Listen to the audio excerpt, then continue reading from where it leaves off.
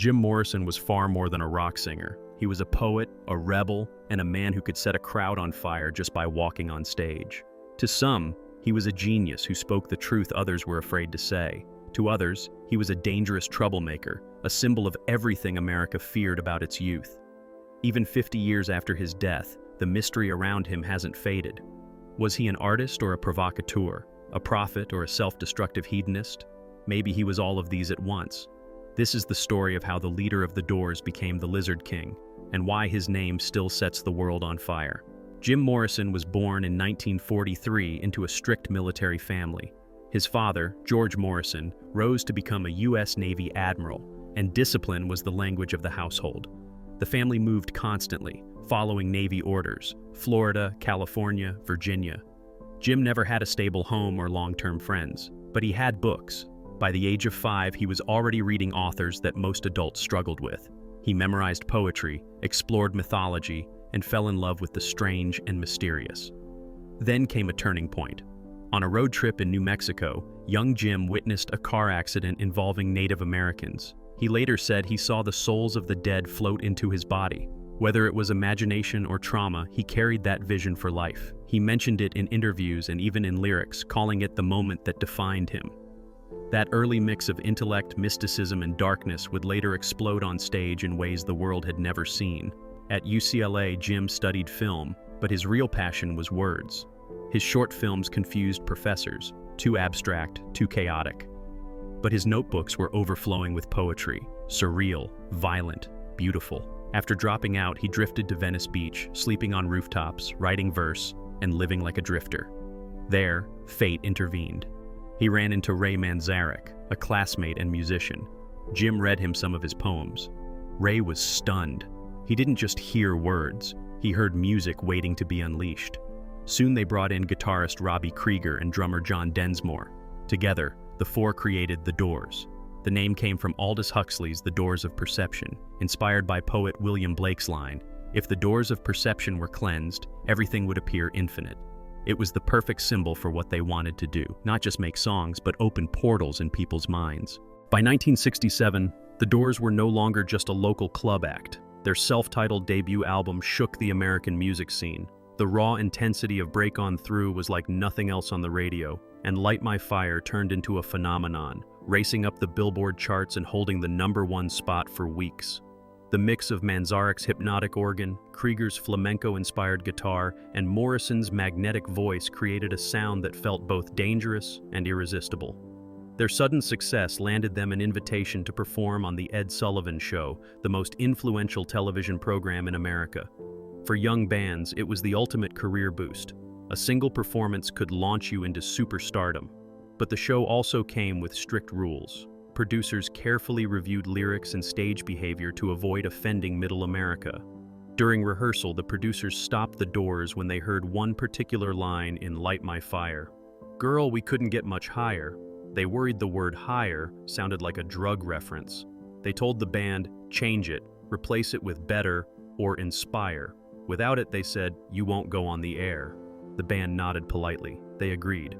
But Jim Morrison wasn't the kind of man to bend under pressure. When the cameras started rolling live, he walked up to the microphone, looked directly into it, and sang the lyric exactly as written. "Girl, we couldn't get much higher." He didn't mumble it. He didn't hide it. He leaned into the word higher with a little smile, almost daring the producers to stop him. Backstage, Ed Sullivan was furious. He told the Doors they would never be invited back. For most bands, this would have been a disaster, losing a chance to reach millions of viewers. But Morrison didn't care. In fact, it only made him more powerful in the eyes of his fans. He had defied the biggest show in America on live television. The irony? That performance became legendary. Instead of hurting the Doors, it cemented them as rebels who refused to compromise. Millions of young viewers saw Morrison not just as a singer, but as a symbol of defiance against the establishment. The band didn't stop their rise. It fueled their myth. On stage, Jim Morrison transformed into someone unrecognizable from the quiet young man his friends knew.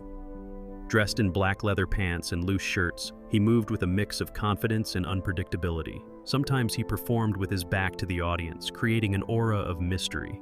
Other times, he locked eyes with fans in the front row until they screamed. as if he was pulling them into his world. Morrison gave himself a new identity, the Lizard King. "I am the Lizard King," he declared. "I can do anything." It was more than a nickname. It was a way of channeling power and chaos. He blended music, theater, and ritual into one performance. Songs like The End shocked audiences. In the middle of the track, Morrison improvised disturbing lines about wanting to kill his father and be with his mother. Some fans saw it as a fearless artistic statement, while critics called it obscene. Morrison himself explained it as poetry, a modern echo of the Greek tragedy of Oedipus. Either way, it proved he was unlike any other frontman of his generation. At his best, Morrison could make a concert feel like a spiritual ceremony, lifting the crowd into a trance. At his worst, the same energy tipped into chaos, leaving people wondering if they had witnessed genius or madness. That tension became the essence of The Doors, and of Morrison himself. By 1969, Morrison's drinking and drug use were spiraling out of control. He was tired of being labeled a sex symbol, tired of the pressure to shock. But when he stepped on stage in Miami that year, he unleashed one of the most infamous performances in rock history. The concert was already doomed. The venue was overcrowded, the sound system was poor, and Morrison arrived late and heavily intoxicated. Instead of singing as usual, he taunted the crowd, shouting, "You want something real? Let's see how far you'll go." The audience, already restless, grew wild. Then came the accusation that defined the night. Police claimed Morrison had exposed himself on stage. The press ran with the story, and suddenly Morrison was branded as obscene, indecent, and dangerous.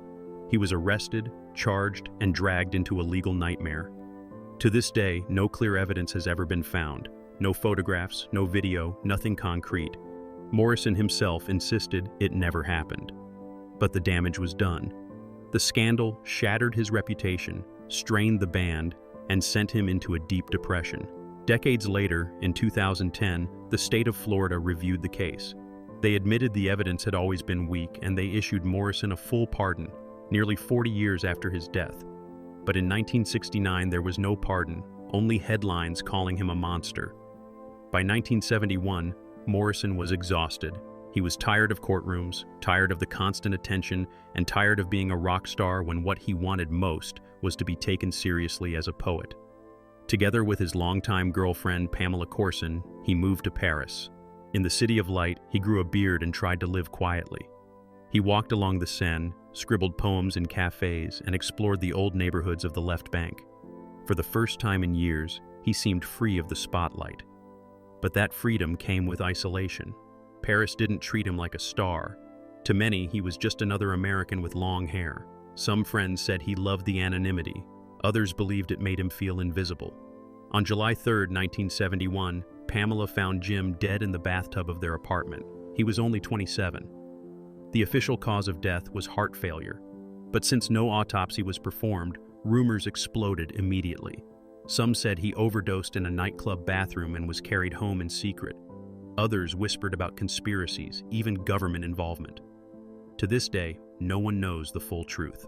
Jim Morrison's death sealed his place in the infamous 27 Club, that tragic circle of artists who burned out too soon.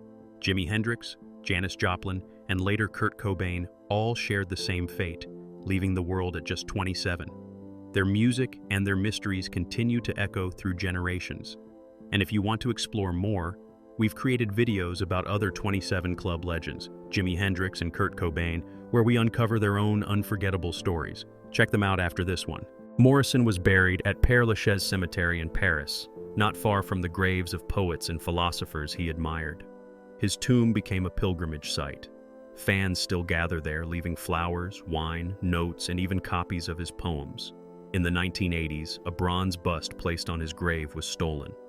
But in 2025, French police finally recovered it, battered but still intact.